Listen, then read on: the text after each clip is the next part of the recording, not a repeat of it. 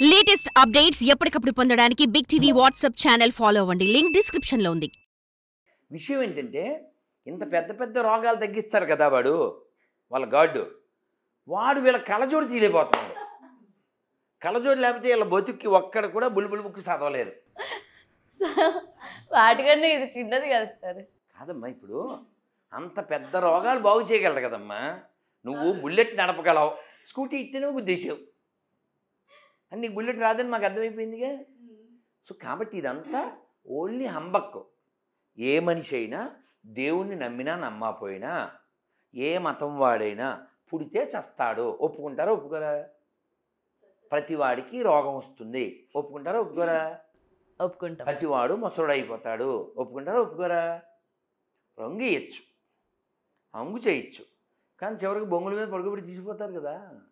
కాబట్టి 4 common points భగవద్గీతలో చెప్పారు. జన్మ, మృత్యు, జర, వ్యాధి. ఎవరికైనా కామన్. పుట్టామంటే చావాలి, మధ్యలో రోగం తప్పదు, ముసలితనం తప్పదు. తిరుపతిలో వాళ్ళు అలా ఎందుకు చేశారంటే ఆ పనికి మాలిన పుస్తకం వాళ్ళకి ఎక్కింది. నేను కింద కామెంట్లో పెట్టాను, తిరుపతిలో పౌరుషం ఉన్న హిందువులారా, ఆ శాంతాక్లాజ్ అనే దరిద్రం బైబిల్లో లేదు. క్రిస్మస్ గురించి బైబిల్లో లేదు. డిసెంబర్ 25 గురించి బైబిల్లో లేదు. ఆడు పుట్టినట్టు ఎవిడెన్స్ లేదు. ఎవిడెన్స్ లేని, ఎథిక్స్ లేని, ఎపిక్స్ లేని దరిద్రం మనకెందుకు? నిరసన తెలపాలి అనుకుంటే, నేను ఇప్పుడు తిరుపతిలో లేను కదా, మరి హైదరాబాద్లో ఉన్నా. కాబట్టి ఆ శాంతాక్లాజ్ అనే దరిద్రాన్ని, ఆ జోకర్ గాడి డ్రెస్ని అన్నమయ్య ముందు తగలెట్టండి అని చెప్పాను. కానీ అంత పిరికి వదవాలి కదా, జరగదు. ఇంకోటి గురుగారు, వరుసగా దేవాలయాలపైన ఈ ధ్వంసాలన్నీ అంటే జనాలు కొట్టుకునే వరకు ఆగిపోయి దేవుళ్ళ మీదకి తిరగబడుతూ ఉన్నారు. దేవాలయాల్ని ధ్వంసం చేస్తున్నారు, లోపల ఉన్న విగ్రహాలను ధ్వంసం చేస్తున్నారు. ఎక్కడ ఏ దేవాలయాలను కూడా వదలట్లేదు. ముఖ్యంగా ఎవరు చేస్తున్నారు అనుకుంటున్నారు మీరు? అసలు ఎందుకు దేవుళ్ళ మీద పడుతున్నారు అంటారు? విషయం ఏం కాదు, చాలా చిన్న విషయం. ఇప్పుడు బంగ్లాదేశ్ ఇష్యూ చూసాం. అవును, హిందువుల్ని తరమడం, నరకడం, చంపడం, ఆడవాళ్ళని చేయడం. ఎప్పుడైనా హిందువులు తగ్గిన చోటల్లా అరాచకాలు పెరుగుతాయి. అది కామన్. ఎందుకంటే లోకా సమస్త సుఖినో భవంతు మన ఒక్కలమే చెబుతాం. ఇప్పుడు నువ్వు వ్యక్తిగతంగా ఏ దేవుడిని ఇష్టపడతావు? శివుణ్ణి. అవునా? మేమెవ్వరం శివుణ్ణి నమ్మం. నీకేనీ ప్రాబ్లం లేదు. నువ్వు కూడా చెప్పగలవు, నేను నమ్మే శివుణ్ణి ఇతరులు నమ్మకపోయినా నాకు అభ్యంతరం లేదు అని చెప్పగలవు కదా. నేను కృష్ణుని ఆరాధిస్తా, నేను నమ్మే కృష్ణుని ఇతరులను ఆరాధించకపోయినా నాకే అభ్యంతరం లేదు, నేను చెప్పగలను. ఒకసారి చెప్పను వాళ్ళని. మేము నమ్మే అల్లాని ఇతరులు పూజించకపోయినా పర్వాలేదు, మేము నమ్మే క్రీస్తుని ఇతరులు పూజించకపోయినా పర్లేదు, చెప్పను. మొత్తం 2 వ్యాపారాలు పడుకుంటాయి. చెప్పను. నువ్వు ఒక్కదానివే అబద్ధం ఆడతావు భూమి మీద. నువ్వంటే హిందువు. ఏమని? అన్ని మతాలు ఒకటే కదండి, అన్ని మత గ్రంథాలు మంచిగా చెబుతాయి కదండి. ఏదో ఒకసారి చెప్పించు మొల్లాతో, ఓసారి చెప్పించు ఓ పాస్టర్తో. సత్యసాయిబాబా గారివి పాత వీడియోలు పెడుతున్నారు. అంటే రేపు కిస్మిస్ అని చెప్పి, మీరు అల్లా అని పిలిచినా, యేసు అని పిలిచినా, రామ అని పిలిచినా, కృష్ణ అని పిలిచినా పర్వాలేదు, దేవునికి అనేక నామములు ఉన్నవి అని సత్యసాయిబాబా చెప్తున్నారు. ఇలా ఒకసారి చర్చిలో ఏదైనా ఒక చిన్న లెక్చర్ వినిపించు, ఒకసారి మసీదులో వినిపించు. ఇన్ని మాటలు ఎందుకు? మసీదులో రోజు 5 సార్లు ఏమవుతుంది? నమాజ్. నమాజ్ మీనింగ్ ఏంటి ఒకసారి కొట్టు, గూగుల్ తల్లిని అడుగు. అల్లాహు అక్బర్ ఇల్లిల్లాహు అంటే అర్థం ఏంటి? మనకేం తెలదు, వినేసేసి వెళ్ళిపోతుంటాం.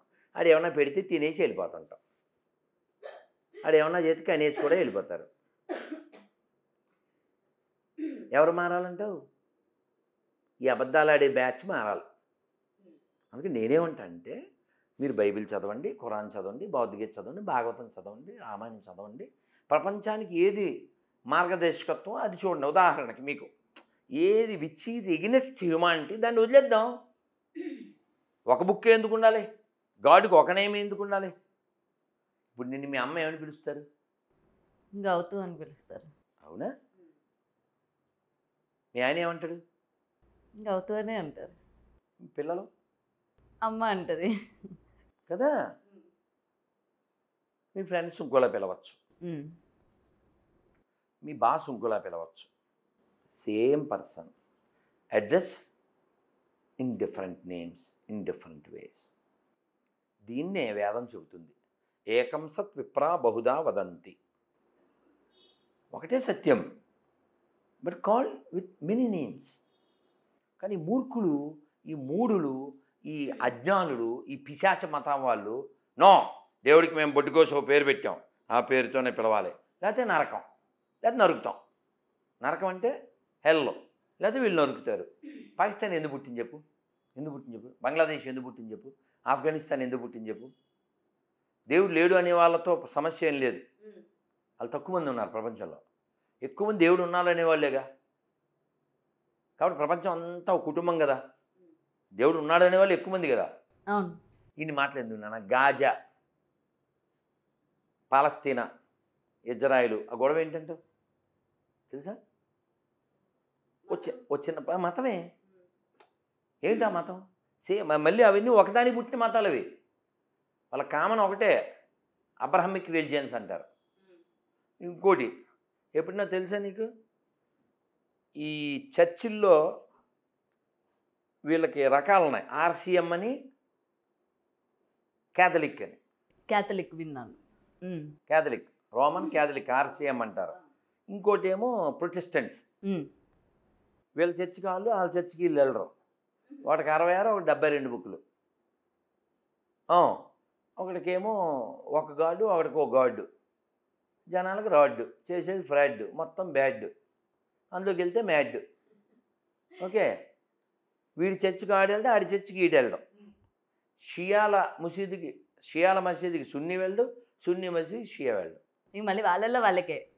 మరి ఇప్పుడు పాకిస్తాన్లో బాంబు దాడిలో మసీద్ ధ్వంసం ఎవరు వేసారు? అక్కడ ఎవరు లేరుగా, అంత ముస్లిమ్సేగా. మరి బాంబు ఎవరు వేసారు? వాళ్ళే. కాబట్టి ప్రపంచంలో శాంతి అనేది ఎడారి మతాల వలన రాదు. ఎందుకని? వాళ్ళకి పడదు కదా. వాళ్ళకి పడదు కదా. మరి మనం ఏం చెప్తాం? ఇప్పుడు మన ఆడపిల్లే ఉంది, బండి మీద వెళ్తుంది వాళ్ళ ఆయనతోనో వాళ్ళ నాన్నతోనో. ఎప్పుడైనా మసీదు కనపడింది అనుకో, చర్చి కనపడింది, మన ఆడపిల్ల ఏం చేద్దాం చెప్పు? నువ్వు ఆడపిల్ల చెప్పు, ఏం చేస్తారు మామూలుగా? అంటారు ఫ్లయింగ్ కిస్ అని కాదు, సరదాగా అన్నాలే అమ్మా. నువ్వు చిన్నదానివేగా, బండి మీద వెళ్ళావు మీ నాన్నతో, ఆటోమేటిక్గా వెళ్ళిపోతుంది. నువ్వు లైవ్ చూపిస్తుంది ఇంతేనా? ఇదేదో అంటారు కదా ఇలాగల ఫ్లయింగ్. నేను సరదాగా ఫ్లయింగ్ కిస్ అంతేలే, నేను సరదాగా అన్నాను. అమ్మ ఇలా అంటారా? అంటారు. మన ఆడపిల్లే అంటారు అలాగా.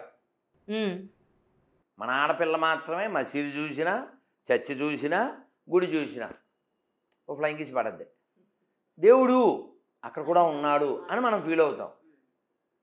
కానీ మూర్ఖులు ఏమంటారంటే, నో, మీ గుళ్ళో ఉండే సాతాన్ అంటాడు, బొమ్మ అంటాడు, దెయ్యం అంటాడు. వీడు మళ్ళీ ఆరోగ్యమాత, వేలంగిని మాత, రెడ్ లైట్ మాత, రహదారి మాత. ఇప్పుడు విగ్రహారాధన చేసేవాడు నరకానికి వెళ్తాడని బుక్కుల్లో రాశారు, వాళ్ళ బుక్కుల్లో. అంటే అంతకుముందే విగ్రహారాధన ఉందని కదా. అవును.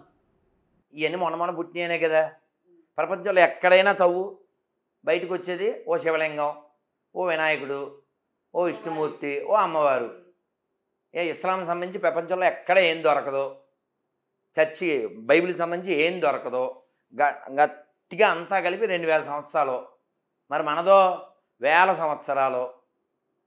పోనీ ఎక్కడైనా హిందువులు ప్రపంచంలో ఏదన్నా దేశానికి వెళ్ళి ఆక్రమించడం ఉందా? ఏదన్నా మసీదు, చర్చి తీసేసి గుడికి అడ్డం ఉందా? ఉన్న గుళ్ళే చూసుకెళ్ళిపోతున్నాం మనం. ఏం పక్క వాళ్ళు ఏమంటారు, కబ్జా చేసేదో లేకపోతే లోపలికి వెళ్ళేంత ధైర్యం ఉందా అని అడగాలి ముందు మనం. మనకు ఆలోచన రాదు. అది నిజమే, ఆలోచన రాదండి, మనకు నేర్పలేదు. వాళ్ళ పుస్తకాల్లో నేర్పారు, అనుభవించు, ఆక్రమించు, అతిక్రమించు, అడ్డం వస్తే సంహరించు. అది వాళ్ళ మతం, వాళ్ళ పుస్తకం. అందుకని వాళ్ళ దాంట్లోంచి తయారవుతుంటారు తీవ్రవాదులు. అది వాళ్ళ పుస్తకం వాళ్ళకి నేర్పించింది. మనకి అది ఏం చెప్పారు? వైరాగ్యం అని ఉంది. ఇప్పుడు మనం ఒక క్వశ్చన్ పేపర్ ఇస్తుంటాం, తెలుసా నీకు? తెలుసుగా మన 26 క్వశ్చన్ వాళ్ళకి తెలదాం. నన్ను లాస్ట్ టైం ఇచ్చారు అమ్మ. 26 క్వశ్చన్లో ఇక్కడ చోట మనం ఒక క్వశ్చన్ అడుగుతాను. ఎన్లో ఏమని చదువమ్మా? వైరాగ్యం తపస్సు గురించి మీ పుస్తకంలో ఏమి ఉంది? అసలు వైరాగ్యం అంటే తెలుసా? నీకే తెలుసు, వాళ్ళకేం తెలుస్తుంది? వైరాగ్యము అంటే అమ్మవారిని అన్నం తినే ముందు అన్నపూర్ణే సదాపూర్ణే శంకర ప్రాణవల్లభే జ్ఞాన వైరాగ్య సిద్ధ్యర్థం భిక్షాందేహి చ పార్వతి.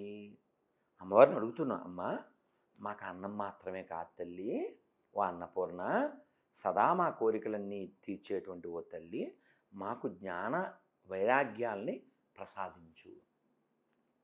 జ్ఞాన వైరాగ్య సిద్ధ్యర్థం భిక్షాందేహి చ పార్వతి. ఏమడుగుతుంది మనం? జ్ఞానాన్ని వైరాగ్యాన్ని అడుగుతున్నాం. అదే మూర్ఖులు ఏం చేస్తారు? చర్చికెళ్ళి O lord give my daily bread అంటాడు. హెడ్లెస్ ఫెలో బ్రెడ్ కోసమా అడగాల్సిందే? నిన్ను అడిగే వేసాడా ఈ రంగు, నిన్ను అడిగే ఇచ్చాడు ఈ ముక్కు లుక్కు ఈ హైటు. కాబట్టి దేవుడిని బ్రెడ్ అడగకూడదు హెడ్లెస్ ఫెలో. దేవుని జ్ఞానం అడగాలి, దేవుణ్ణి వైరాగ్యం అడగాలి.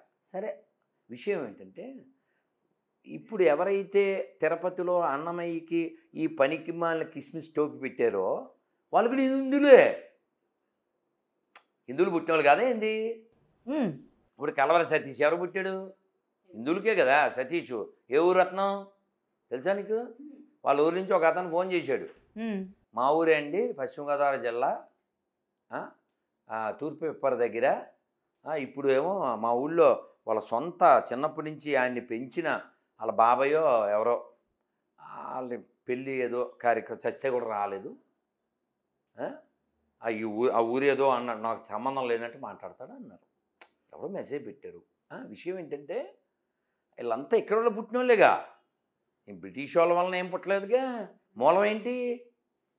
మూలం ఇదేగా. ఎవడో గేలం అయితే ఎర్రిమేళంలా తయారయ్యారంతే. అనిల్ కుమార్ ఎవరికి పుట్టాడు? ఎక్కడ వాళ్ళకైనా వీళ్ళ ఎప్పుడైనా వీళ్ళు దొరికితే నీకు కానీ మీ నాన్నగారి గురించి చెప్పండి అని అడుగు. మీ తాతగారు ఇప్పుడు నరకంలో ఉన్నారా లేదా అని అడుగు. For more videos like this, subscribe Big TV channel.